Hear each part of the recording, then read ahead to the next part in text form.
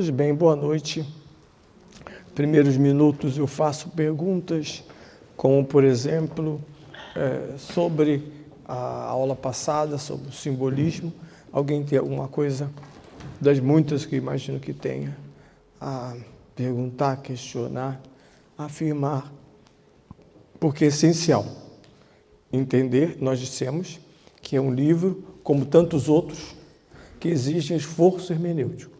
Não adianta se aproximar de certos filmes que não são óbvios, esperando que eles sejam claros, simples, lineares. Não, volte para casa, não pague esse ingresso, não vale a pena. Grande parte da população não lê, nem vê, nem consome produtos sofisticados, isto é, complexos. Por isso mesmo, infelizmente, com isso, criou-se um sistema de comunicação que simplifica tudo, porém para próprio gosto. Pega uma foto, pega um fato e embaixo, na manchete, está já a simplificação. Basta que você saia daquele contexto, vá em busca de fontes mais profundas e você percebe que é exatamente o contrário daquilo que está descrito, mas que a maioria da humanidade vai acreditar. Porque o simples atrai logo. Ah, o Papa é simples. Ah, que bom. O Papa é complexo. Não tem nada de simples. A vida é complexa. Simples só é aceitável quando usamos como categoria química. Das poucas coisas que eu lembro das aulas de química é que, em química, simples é o indivisível. Substância simples, não pode ser dividida. Então é de grande complexidade, traz tudo nela mesma. Então, ouço perguntas, quem escreveu alguma coisa, não sei se vocês escrevem durante a aula, e aproveitem para me perguntar, para avançarmos.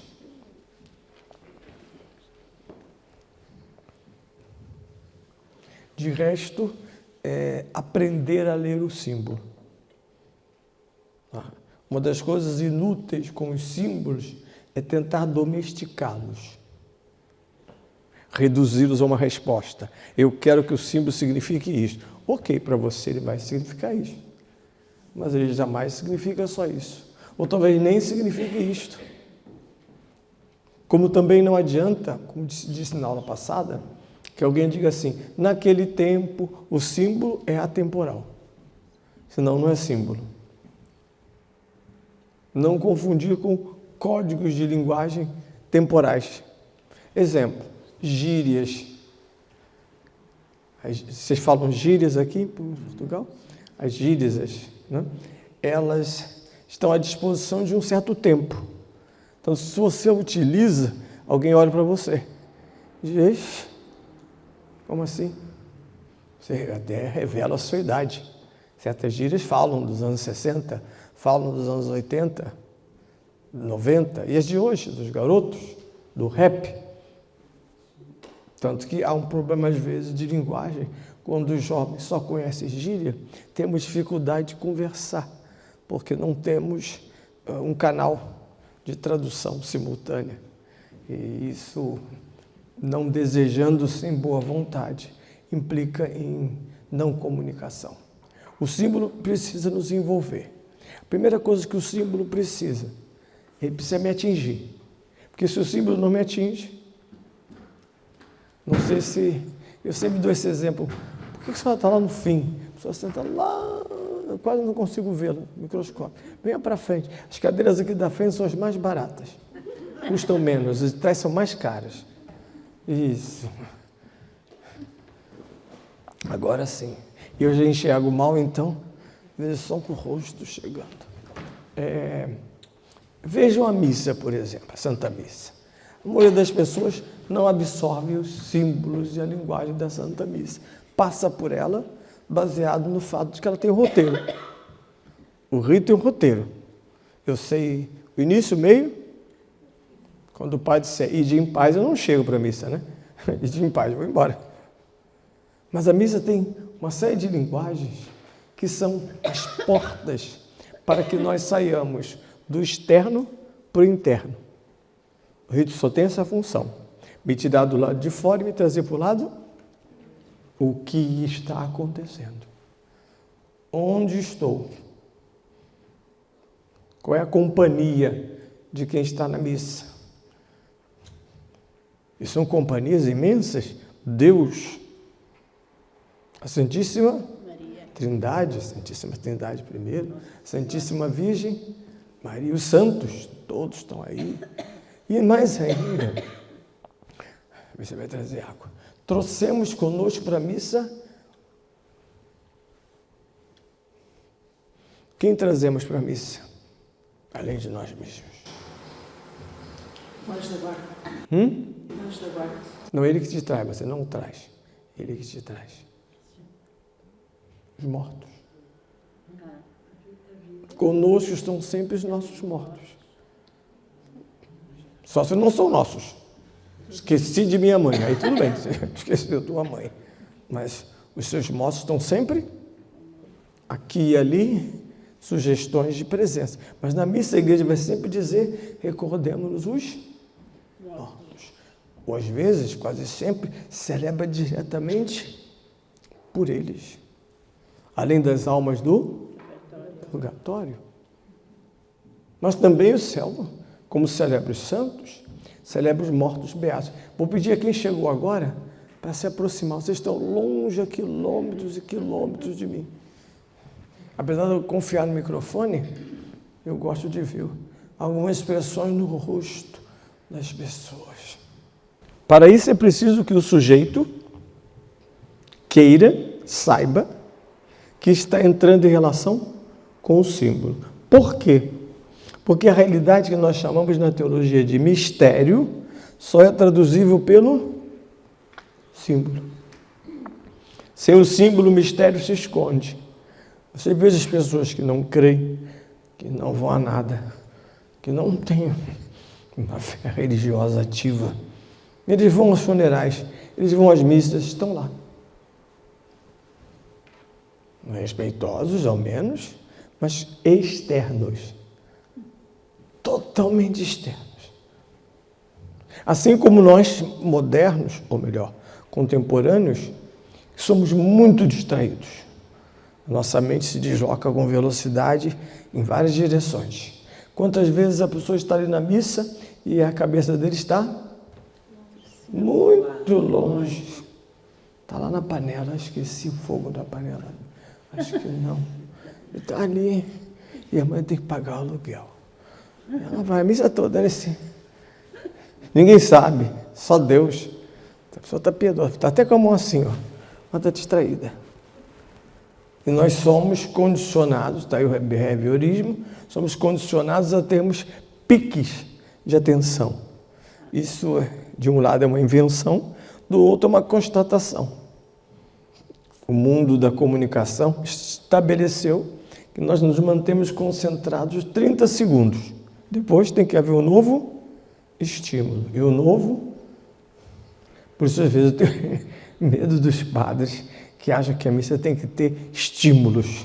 E tem que fazer umas certas coisas para você. Não tem nada. Não tem nada. E qual é a questão? Quando o símbolo me atinge, eu começo a fazer parte do símbolo. Vou dar um exemplo sacramental. A confissão. O que é uma confissão mal feita? E a maioria delas é mal feita. A pessoa chega, senta-se numa cadeira e diz coisas.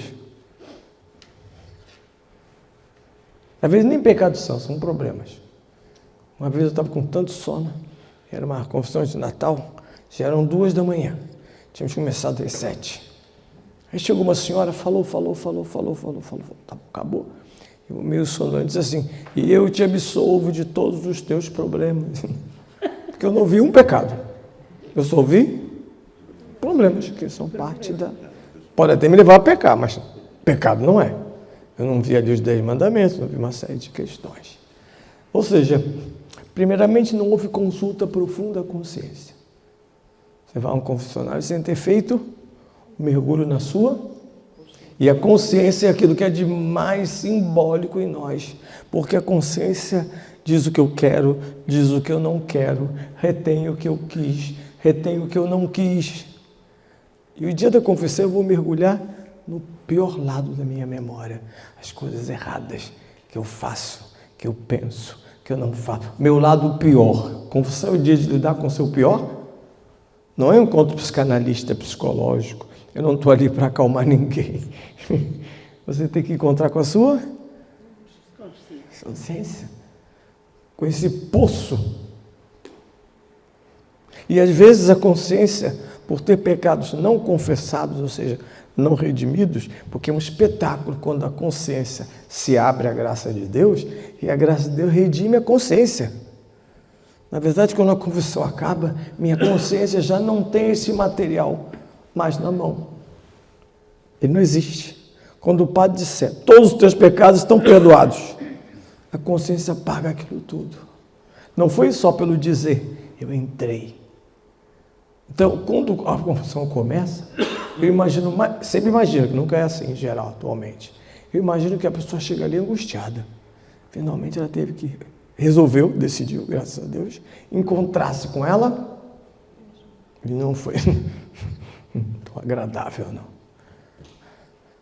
Mas ela decidiu encontrar-se consigo mesma e expulsar da sua memória eventos avaliados como pecado, isto é, negativos. Tanto que os bons confessores, não querem que você seja breve, também não quer que conte histórias, mas ele quer que você seja objetivo. O que é objetivo? Dar nome aos? Acho que Não, no Brasil se diz dar nome aos bois. Aqui eu não sei como é, dar nome aos bois. Por isso eu parei para ver se tinha uma expressão parecida aqui. Por quê? Eu digo assim, por exemplo, eu não falei a verdade. O que eu fiz? Mentiu. Eu só não disse mentiu, eu disse que não falou? Ah, que fofa. Aí eu completo. Mentiu, né? Tá, bom. Pior é as inverdades. Pior é as inverdades. Sim, são fofas. Quer dizer, é um modo de eu ficar ali emulando algo que não é para emular. Ao contrário. E lembre-se que a memória também imagina, esconde, transforma. Por isso que não há, o símbolo transforma. Porque quando o Espírito Santo expõe a minha consciência a mim mesmo, é com uma limpidez, com uma clareza e com amor. O Espírito Santo não me expõe como a gente costuma expor as pessoas. Você é um ladrão. O Espírito Santo não acusa. Quem acusa é o outro. O Espírito Santo é ao contrário, ele só revela. Baseado no fato que Jesus disse, a verdade vos libertará. Por isso que às vezes eu estranho muito. Muitas confissões são esquisitas, porque não há um encontro com o símbolo. E sair satisfeito não significa sair perdoado. Não se iludam com isso. Nós só vamos saber disso quando? Quando morremos, gente. São Pedro vai pegar a ficha e dizer, São Pedro está moderno agora, tem computador, tudo. Ele anota tudo direitinho, está lá, né? E tal. Aí você chega lá e ele olha para você, tá, fulana, ok. Aí ele vai olhando e diz, engraçado, tal coisa. Não, mas eu me confessei, está aqui. Está aqui. Porque vocês sabem que a beleza da confissão, ao símbolo da chave, a beleza da confissão é que a igreja pode desligar-nos dos nossos pecados. Não vai ter nada no computador de São Pedro que tenha sido confessado. Nada. Mas eu não gosto de confessar. Vai tudo para o computador de São Pedro. É isso que você quer, né? Quero. Depois ele faz o cálculo e manda a sentença. Claro que tem intercessão, Nossa Senhora, seu anjo da guarda, seu santo padroeiro. Todos estão ali tentando ajudar um pouco, diminuir a pena. Mas não. Nós temos que voltar a levar a sério esse símbolo. que nos envolve desde preparar até realizar. E depois da confissão, que pessoa brilhante, leve, pacífica, mesmo sabendo que ainda há consequências. Porque lembre-se que uma coisa que eu, padre, faço penitência. Nós hoje não somos sérios na aplicação da penitência. E a penitência é fundamental, porque pela penitência eu sei se terei minhas culpas, não pecados, perdoados ou não. Às vezes nem dão penitência. Ainda tem isso ainda. Acho que basta contar uma história. Ou então dizer uma coisa que chega a ser ofensivo. E nós fazemos isso. Reza uma Ave Maria. Desde quando rezar Ave Maria é penitência para alguém, gente? Isso é o que a gente faz. Isso é básico. Desde quando a Ave Maria apaga alguma coisa? Que na verdade em você é uma cicatriz. Porque quando morrermos, nossa alma vai exibir todas as suas cicatrizes. Se tiver feito penitência, essas cicatrizes não vão aparecer. Por isso o purgatório. Aquela pessoa se confessou, não está em pecado mortal, mas cheio de... porque não fez penitência adequada. Bem, vamos agora para o Apocalipse. Então essa conversa é sobre símbolo. Religião é isso. Se não tem cultura simbólica, a religião vira uma prática assim bobinha até. Que muita gente que estuda acha boba. Muitos intelectuais acham a religião uma bobagem. Pobrezinhos. Porque o símbolo religioso ele é muito específico, mas está dentro de todas as simbologias da vida humana. Hoje eu quero tratar de dois temas. O primeiro é escatologia, o segundo apocalíptica. Por quê? Bem, primeiro eu quero falar do tempo. Quando eu falo de escatologia, eu estou falando do tempo. Independentemente da religião, nós temos várias experiências do tempo, não temos? Quais são as experiências do tempo que nós temos?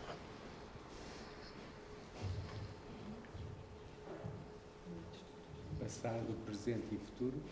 Tempo histórico.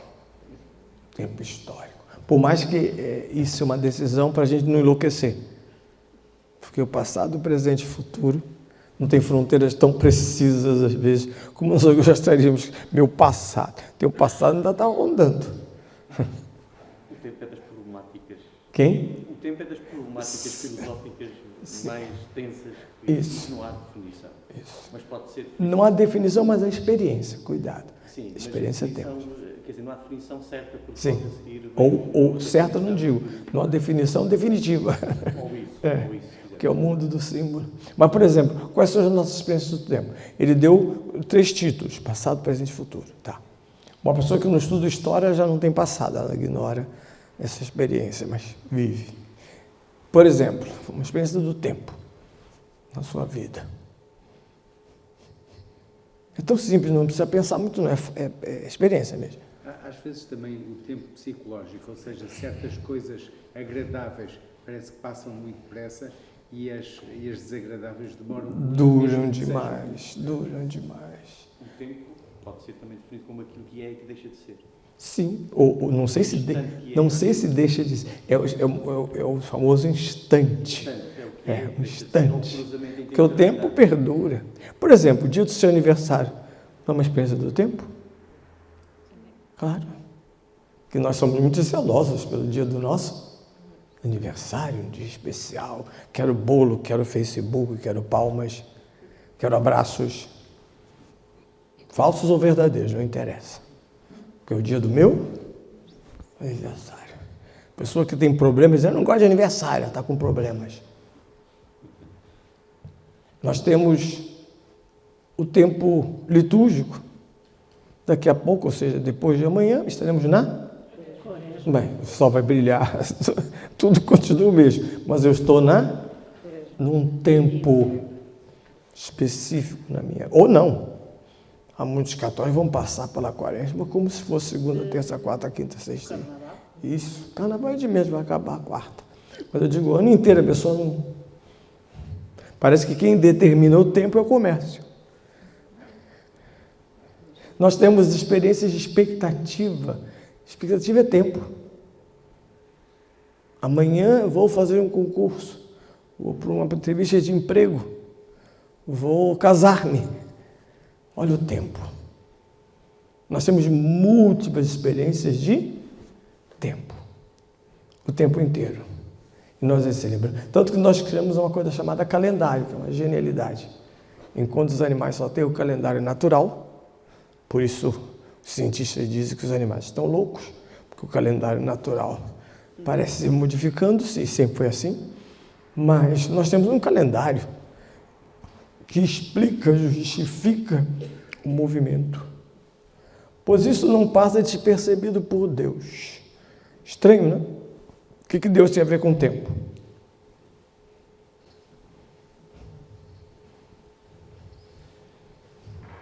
Falem. Ele é o Senhor do tempo. Ele é o Senhor do tempo. Logo? Gostei da frase, que ela sabia a razão. Hã? Os tempos, os nossos tempos. Estipula os nossos tempos. Não, eu perguntei o que tinha a ver com ele. Concordo que ele tem essa função de marcar o tempo. Mas ele é intemporal. Ele é intemporal. Ah, obrigado. Deus está acima do anterior ao tempo. Como eu sei isso?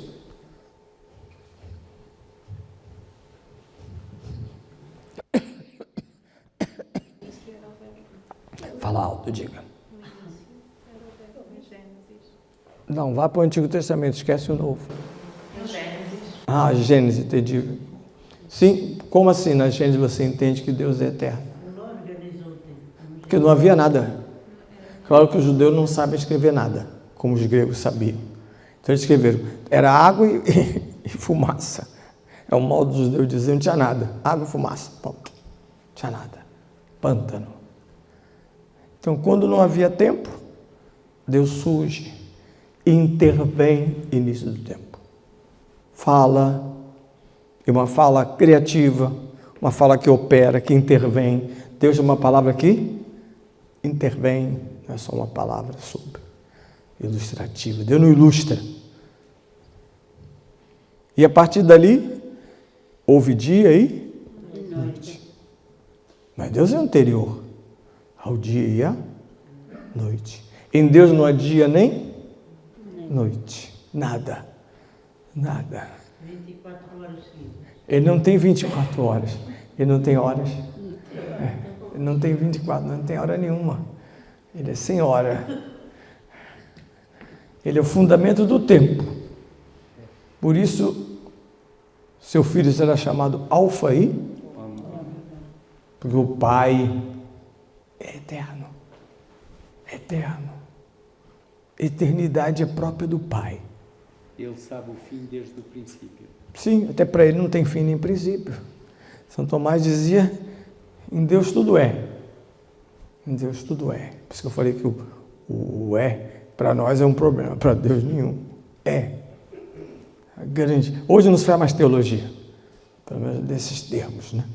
Não tem. Mas os medievais foram muito atenciosos com essas características, fizeram verdadeira teologia, porque ousaram falar de Deus. Tanto a partir do que sabiam, a tradição, mas também a escritura e a experiência. Mesmo os que não sabiam ler. Sim, mas não saber ler não quer dizer nada, porque nossos avós analfabetos sabiam mais que nós. Remédios, coisas, sabiam tanta coisa e não liam. Hoje os meninos vão para a escola e não sabem nada sobre coisa, mas vão para a escola. A leitura é importante. Eu sou filho, nós somos filhos da civilização da leitura, mas populações ágrafas produziram grande conhecimento e grande sabedoria oral. E com uma resistência às vezes maior que a escrita. Quando uma biblioteca pega fogo, lá se foi a palavra humana. A palavra dita pela mãe até hoje, vale. A palavra dos professores, dos sábios, diga. Eu falo de uma avó, que foi a minha primeira catequista, e ela tinha uma sabedoria sobre Deus que mais tarde, já adolescente, ela sabia coisas até da Bíblia Sim, sim. e não sabia ler. Sim, sim. Lembrando que a igreja, inclusive, vem ao socorro dos pobres, apesar de que, quero lembrar que reis eram analfabetos. Hoje nós temos a hábito de achar que pobre é analfabeto. Reis eram analfabetos. Por isso que eles tinham um anel. Ele ouvia o seu servo fidelíssimo, dizia, ok, concordo. Selo. Poucos reis liam. Reis muito tardios europeus. Aliás, poucos reis comiam com garfo e faca e poucos sabiam, porque a leitura não era importante, a leitura do texto. A leitura, sim. Por isso a igreja vai criar uma coisa maravilhosa, foram os afrescos. Eu lembro-me que o povo sempre disse que Deus quer direito por linhas tortas. Sim. E eu relaciono com aquele versículo de Isaías, assim como os seus estão acima da terra, Sim, meus pensamentos os pensamentos acima dos vossos. estão acima. Eu não sei se é a relação direta. Sim, porque quando eu falo de Deus dessa maneira, estou falando da transcendência divina.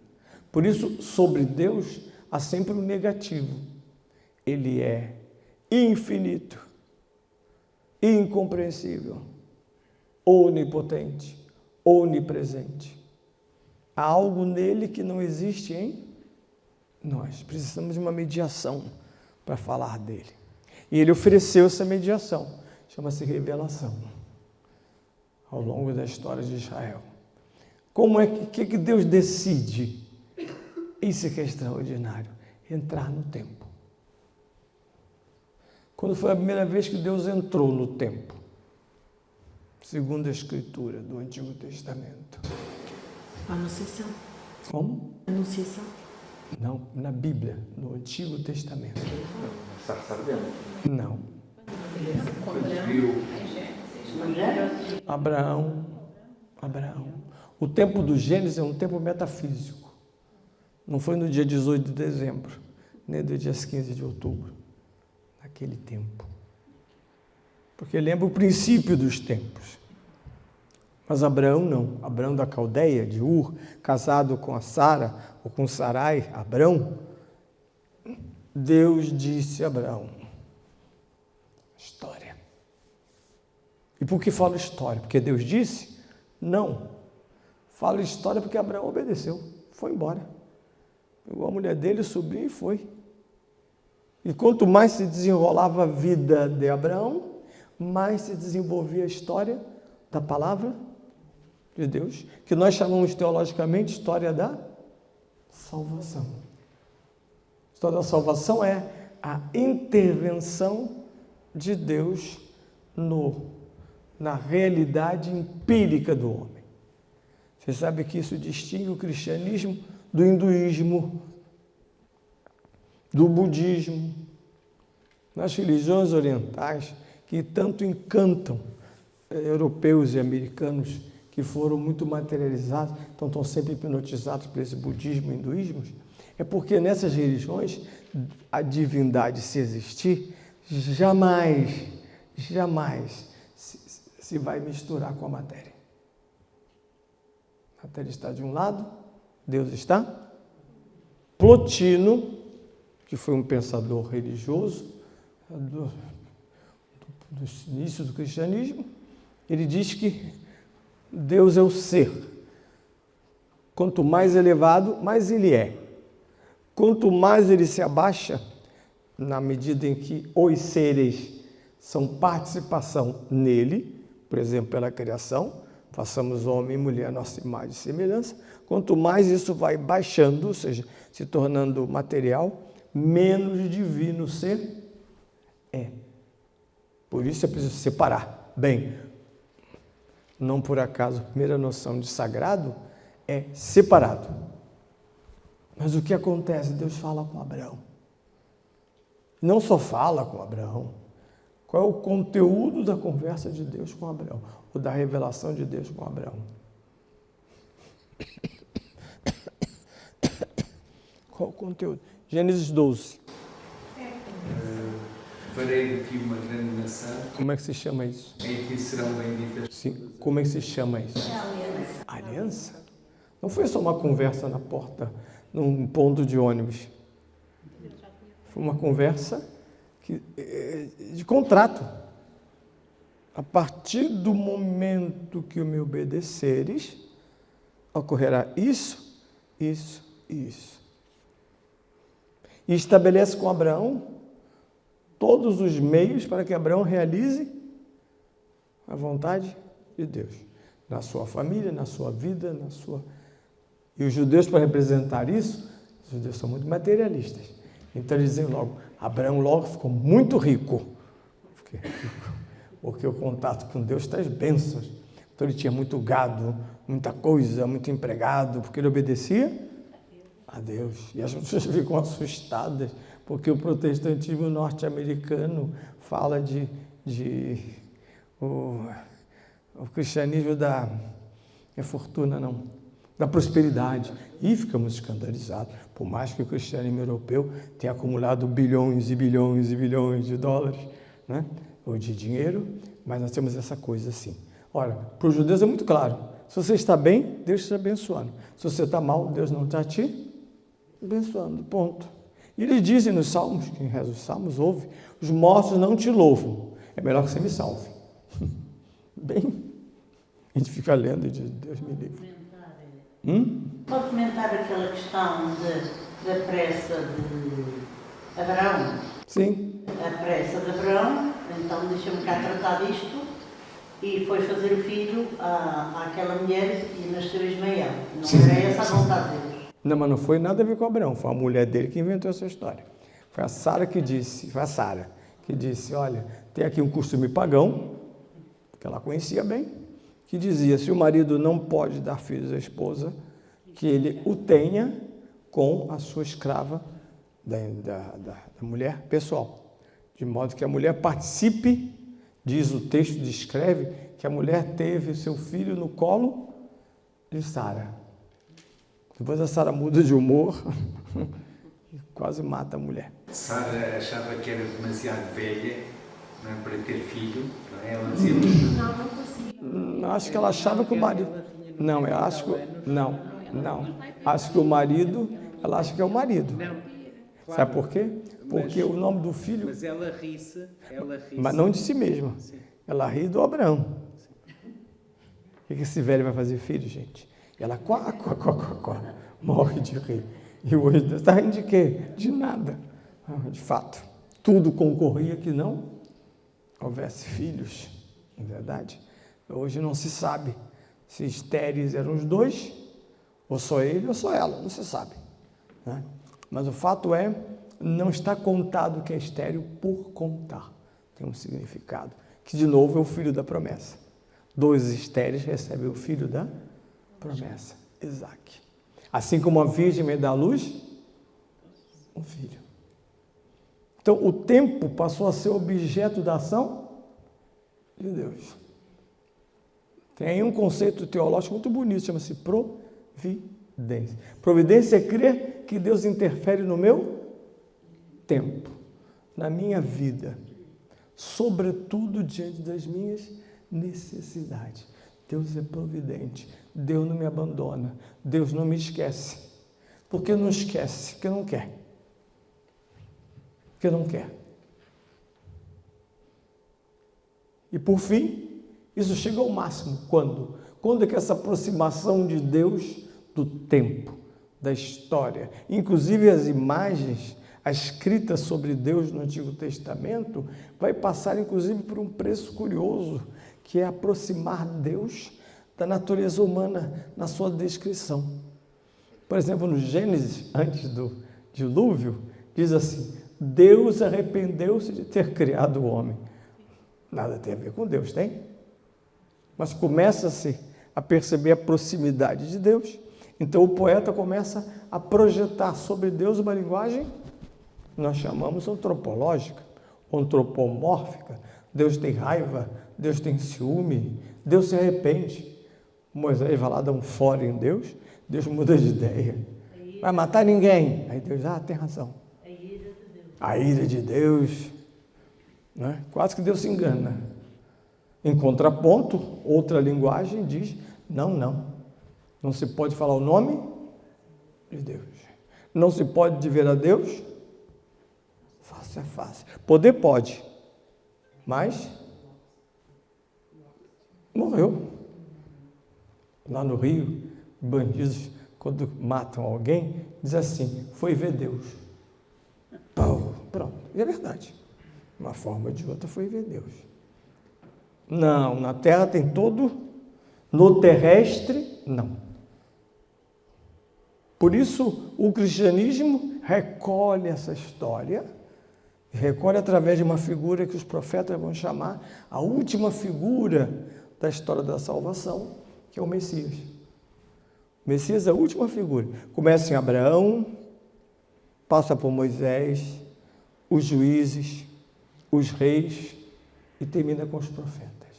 E a última mensagem dos profetas é: ele enviará. E o Messias é uma figura interessante.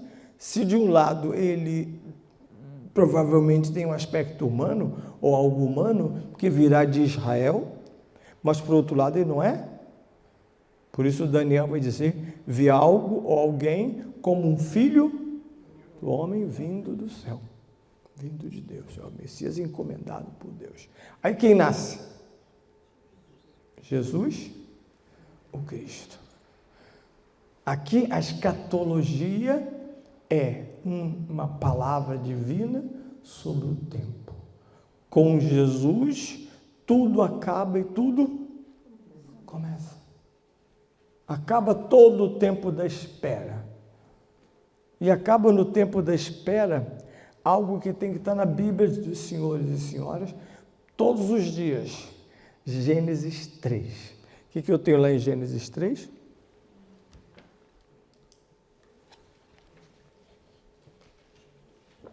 Não sabem. O pecado original. E a inimizade entre... Sim, mas o homem também tem inimigo com a serpente. O pecado original. Uma solução diabólica para que homem e Deus nunca mais se encontrassem. Nunca mais. A natureza divina não suporta o pecado. Então, o homem no pecado não tem proximidade. Pelo contrário, no fim do relato, se não me engano, no versículo 24, coisa parecida, eles são expulsos do... Porque a presença de pecadores é o fim do paraíso.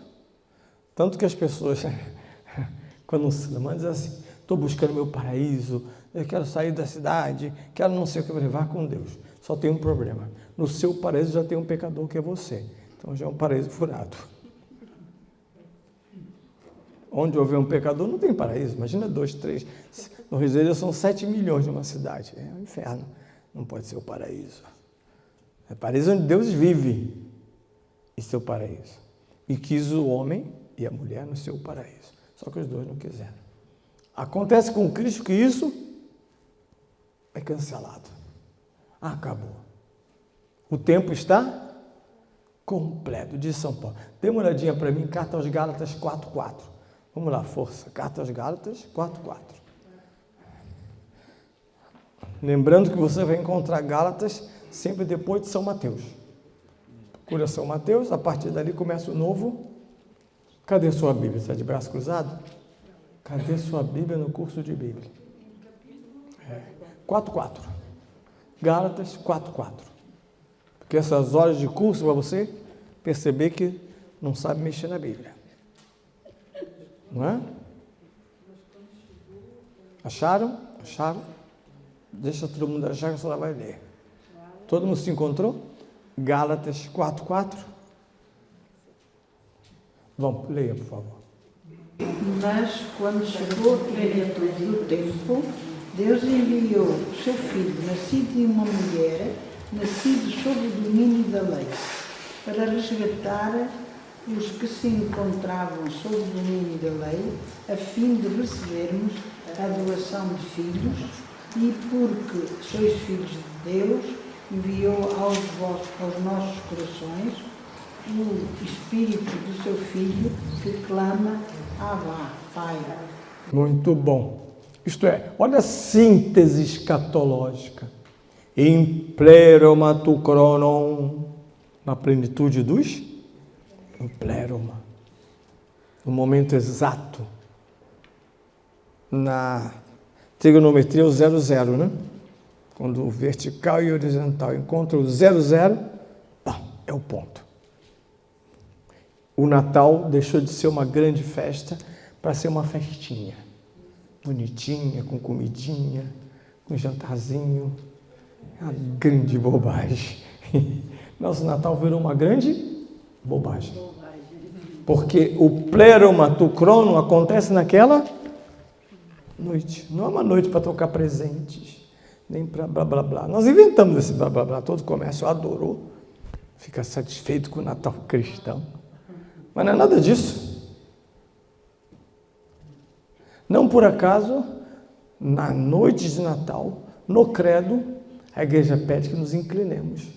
Quando dizemos que ele nasceu, foi concebido pelo Espírito Santo no seio da Virgem Maria e se fez homem.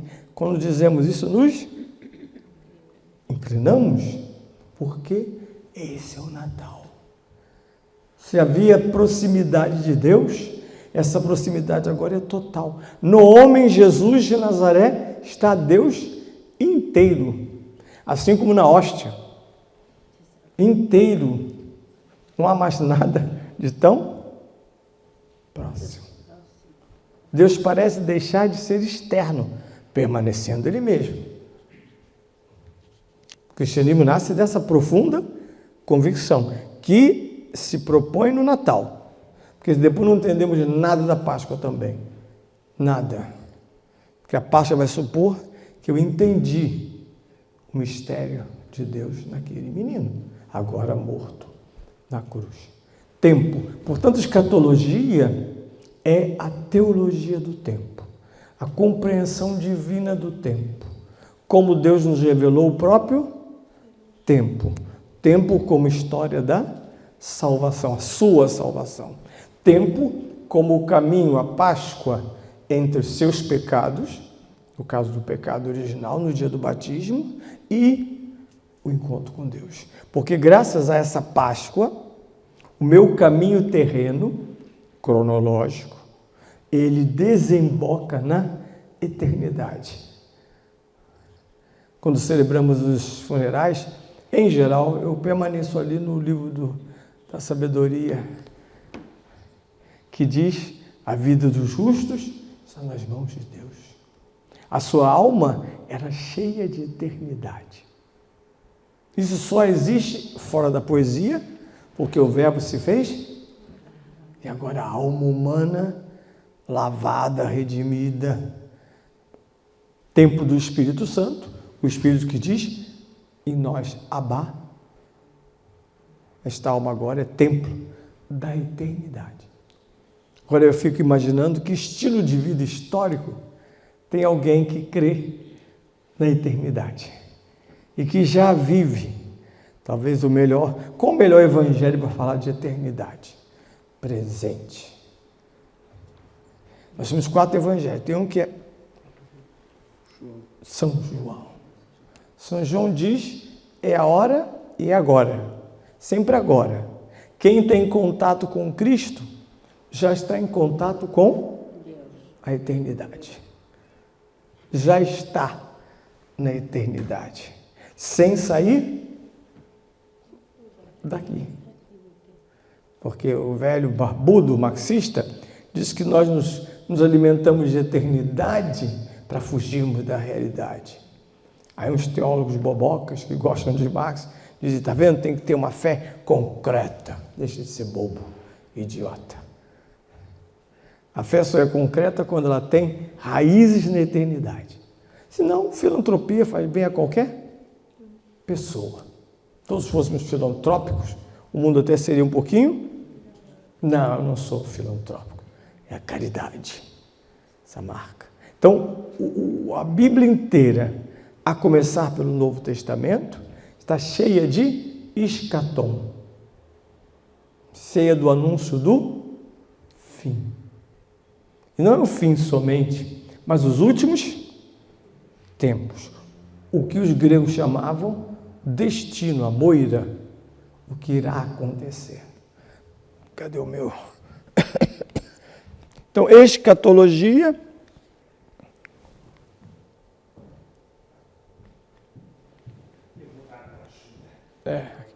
aqui não mexe. Está adormecido.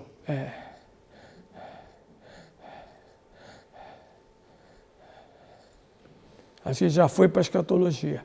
Já estamos.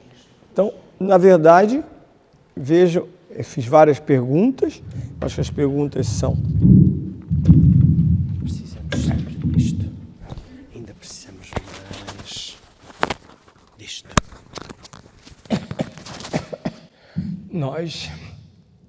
Eu coloquei várias questões didáticas, mas já as respondi. O que é escatom? Em grego significa cuidar das coisas.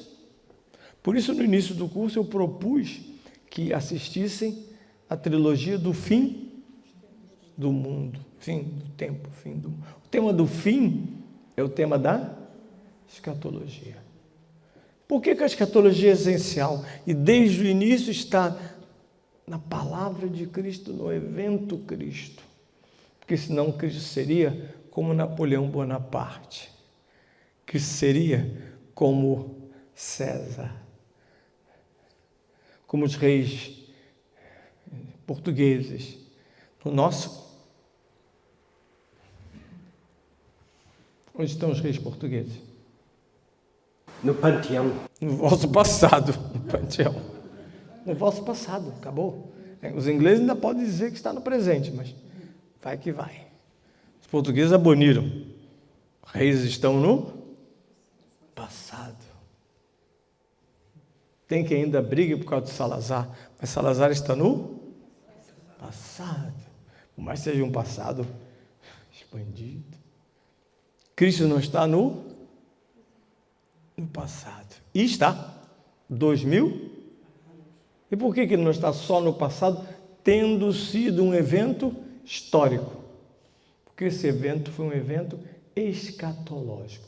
A história pariu o eterno, finalmente. Agora o eterno é mais do que nunca transeunte da história. Portanto, a carta aos Hebreus, no capítulo 13, coroa isto, dizendo: Cristo, vamos lá, no Brasil tinha uma bala muito famosa, chamava-se Juquinha, bala muito popular. Aí quando eu dou curso, eu sempre digo: olha, quem acertar essa pergunta, eu vou dar uma bala Juquinha. Aí todo mundo ri e se anima para me responder. Carta aos Hebreus, capítulo 13. 1, 2, 3. Cristo. E temos que estudar a Bíblia para João. Ontem, hoje e sempre. Nem amanhã. Sempre. Cristo ontem, hoje. Isto é escatologia. Ele é sempre contemporâneo a cada homem que nasce.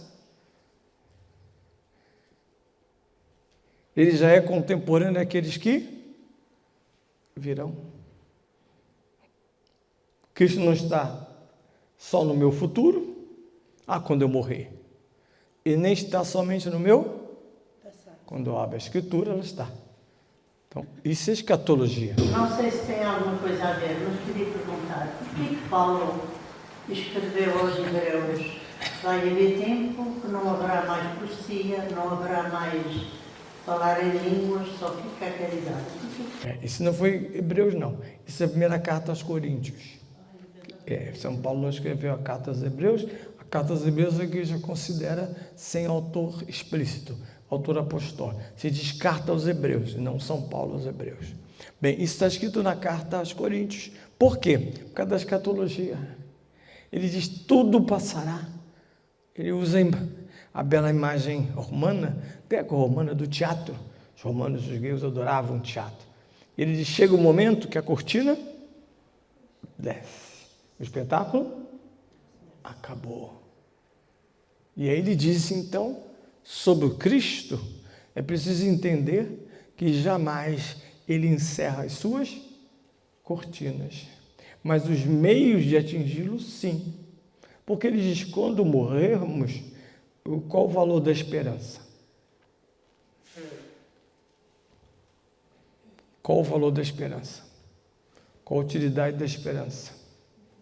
Nenhuma. Você já está diante de Deus. Por que esperar o quê? Se você morreu, está diante de Deus, qual o valor da fé?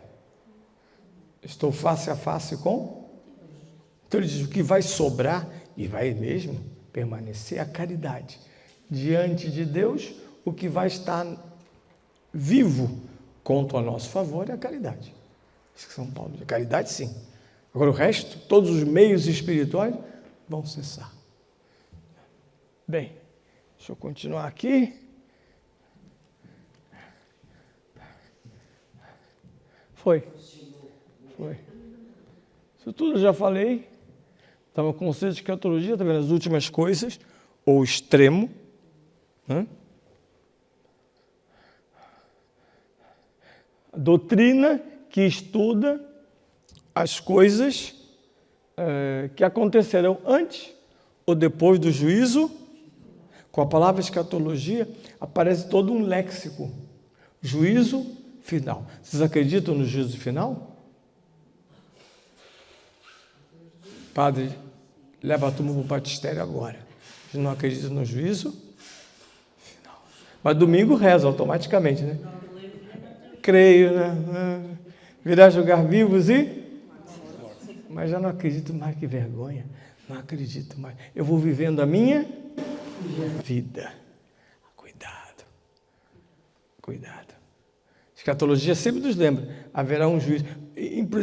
Por exemplo, eu tenho muita raiva porque a minha vizinha é péssima pessoa, mas está sempre bem com saúde, com dinheiro, é desgraçada. A mulher é uma miséria. Faz mal às pessoas, fala mal, né? E a mulher está sempre bem, gordinha, forte, falante. Desgraça, não pega nem gripe, nem nada. Calma que virá o juízo. Calma. Às vezes teremos arrancar tudo com os dentes. E é um juízo. E a depressão que nós inventamos porque estamos no fim, porque não acredito em nada, porque ninguém morreu. Não tem juízo final. Como é triste o ser humano dizer, acabou para mim. Em nome de quem que ele está dizendo isso? E dizendo e convicto, adoece com essa ideia doida de que tudo acabou.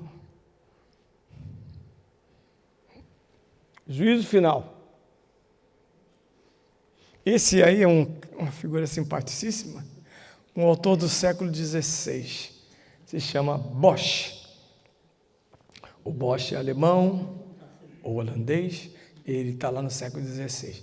Ele operou a cabeça. Imagina uma operação de cabeça no século XVI. Logo ficou totalmente doido. E como artista doido é a coisa melhor do mundo, olha a arte que esse homem construiu. E tem quadros incríveis. Inclusive, num deles, acho que é esse, ele está operando a cabeça, isso mesmo. O desenho, ele operando a cabeça. E aí tem juízo final, e ele está em crise com a igreja. Aliás, é uma crise antiga, né, com a igreja alemã. Ele critica muito a igreja alemã pela perda da fé. Então ele desenha coisas terríveis nos seus quadros aparentemente loucos. Acabei de falar sobre isso. Qual o fundamento da escatologia? Deus. Deus é o fim. Deus é o princípio. Quando eu atribuo isso a Jesus, é porque Jesus também é Deus. Eu não posso atribuir isso a Isaías. Isaías não é princípio e Moisés não é princípio e nenhum ser humano é princípio e uma das doenças humanas da alma é a paixão. Você se apaixona por alguém e aquela pessoa passa a ser a única coisa que vale. Essa pessoa morre e vai embora. A vida, quantos artistas nos exibiram esse quadro de decadência? Foi abandonado ou abandonada, passa a beber, perde a carreira, ou então compõe músicas horríveis desse estado de espírito. No Brasil, aqui também tem, imagina o fado. No Brasil tinha uma cantora chamada Maísa. A mulher teve muita desgraça. Ela era casada com um bilionário. Resolve se separar do homem. O homem morre um mês depois. Em vez dela ficar viúva de todo o império do marido, separou-se. Mas muito antes, ela vivia sempre em crise e ela escreveu uma música famosíssima nos anos 60, anos da fossa. Tá? Ela dizia: meu mundo caiu e me fez ficar assim. Falando do fim de um relacionamento. Meu mundo caiu. Essa noção que para os que creem não existe. Muita gente estaria curada pela fé em alguns aspectos das suas doenças psíquicas se tivesse uma fé mais borbulhante. Mais borbulhante, mas isso depende de cada um. Então, a caridade, aí o que eu disse, os grandes temas da escatologia. Como é possível falar em ressurreição dos mortos se eu não sei o que é escatologia? Você sabe o que é a ressurreição dos mortos? O que é a ressurreição dos mortos? Fala. Quem? É viver o espírito para a vida eterna. É? Só isso?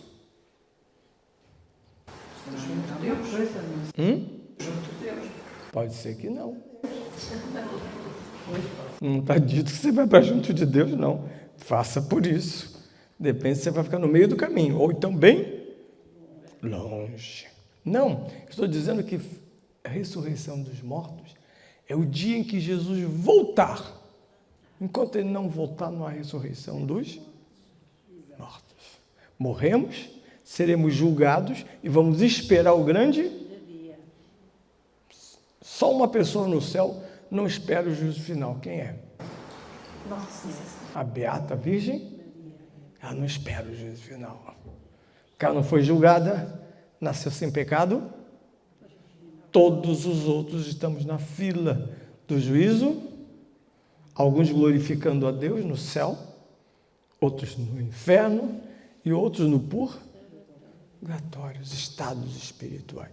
Tudo isso é escatologia.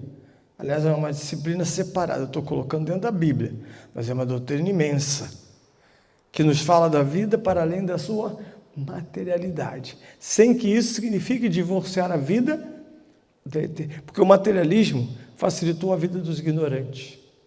Claro que é fácil administrar, em parte, uma vida material. Quanto você ganha, o que você paga, etc, etc. Agora a pergunta é, você, católico, sabe administrar a sua vida espiritual?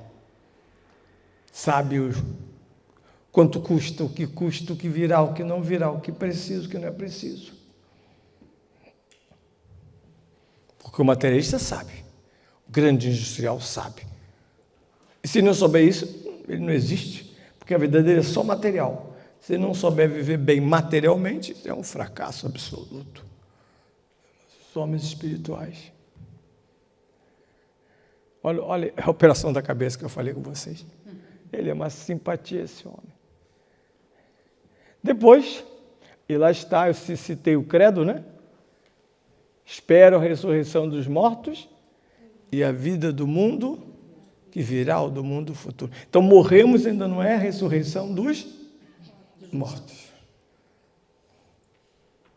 Nós todos. Por isso se diz que no cemitério nós estamos esperando. E é outro tema dos muitos temas que eu não vou tratar aqui, que é o modo com que guardamos os corpos na espera da ressurreição. Esse é um tema que eu não vou tratar aqui. E, por fim, a segunda parte da aula tem outro tema. Qual foi? Escatologia e apocalíptica. A palavra apocalíptica vem, obviamente, de Apocalipse, de revelação, mas é um fenômeno histórico. Começa em Israel. Começa com o fenômeno da profecia. Como funcionava a profecia em Israel? Até um certo momento. Podemos dizer em torno do 2º século antes de Cristo. A profecia era olhar para o passado, para lá encontrar as maravilhas de Deus, como a criação, a Páscoa, o Egito é uma grande maravilha de Deus, perdão de Deus, e dizer, Se o presente está falhado, é porque alguma coisa nós fizemos de errado. Pecamos contra a aliança de Deus. Fomos castigados. O que precisamos?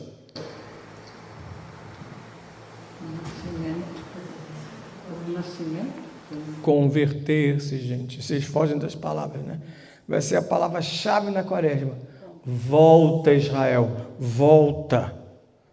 Por isso que eu digo que até a nossa quaresma ficou uma porcaria. Volta, Israel. Volte nos seus próprios passos. Para reencontrar a alegria de Deus. Só que no segundo século, eles tinham apanhado tanto, mas tanto, mas tanto. Primeiro o grande exílio da Babilônia. Quando tudo acaba, eles estão reconstruindo o templo, o que aparece? Algo pior do que o exílio, que foi? Uma invasão. Os persas invadem. Mas não invadem simplesmente com cavalos, também se fizeram. Mas invadem do modo mais sutil. Os gregos sabem fazer isso. Eles invadiram com ideias totalmente diferentes daquelas do judaísmo. E os jovens judeus adoraram a maneira com que os gregos viviam, o uso do corpo, os deuses, tantos deuses, era uma diversão, era um parque de diversão. O politeísmo é um playground, tem Deus para tudo. Para a mulher, para o homem, para a fertilidade, para não sei o que, para não sei o que lá. E os judeus começaram a se afastar da aliança e assumir a cultura helenística. Há 2 livros que falam disso, desse drama. São os livros de Macabeus. 2 Macabeus, livros. Falam dessa resistência, porque sem cultura judaica, não há religião judaica. Hoje estamos vivendo sem cultura católica. Não sei como é que vocês sobrevivem. Onde não há cultura, não tem religião.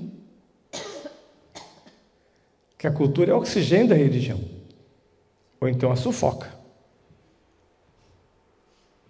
Hoje parece que as pessoas não se importam mais, como católicos, de não terem uma cultura de suporte.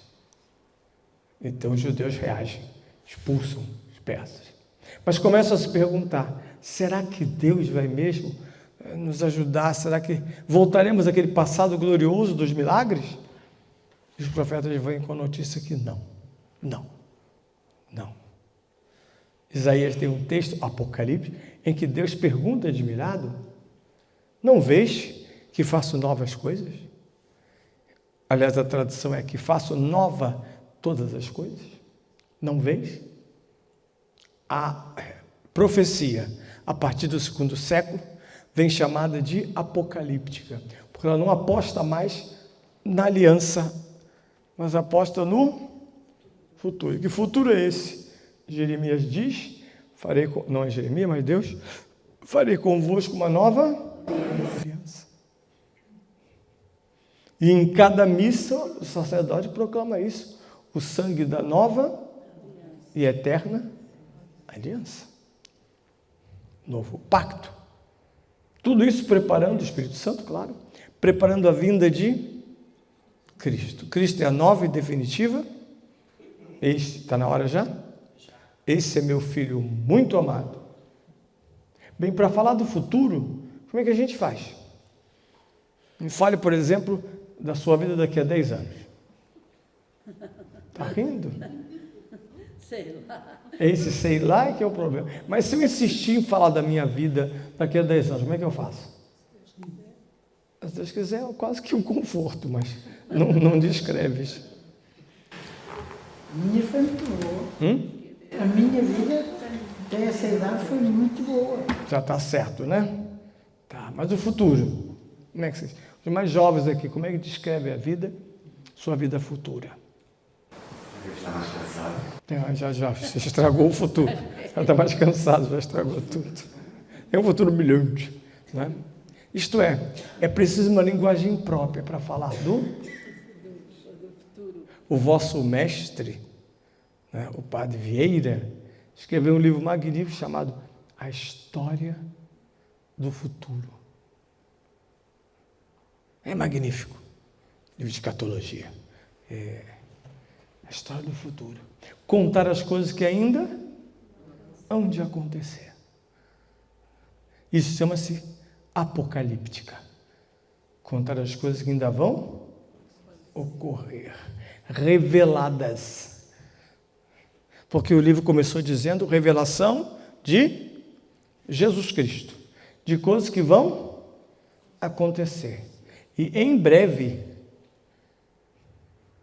olha que capacidade que Deus deu à nossa linguagem.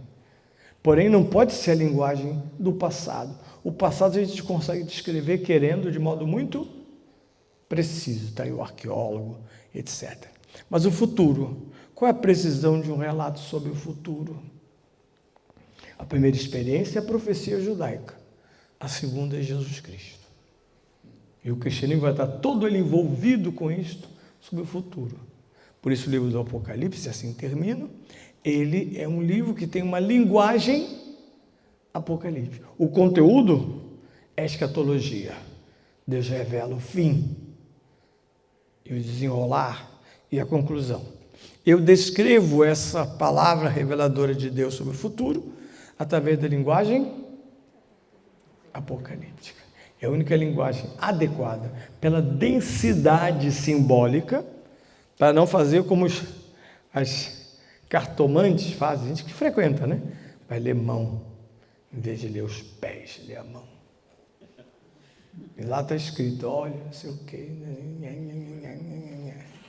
Uma arte antiga, aqui no Ocidente virou palhaçada, mas uma arte antiga, búzios, etc., para tentar adivinhar o futuro, tranquilizar-se. Não, sobre o futuro é melhor falar com Deus. Por isso a linguagem apocalíptica. Tá bom, obrigado.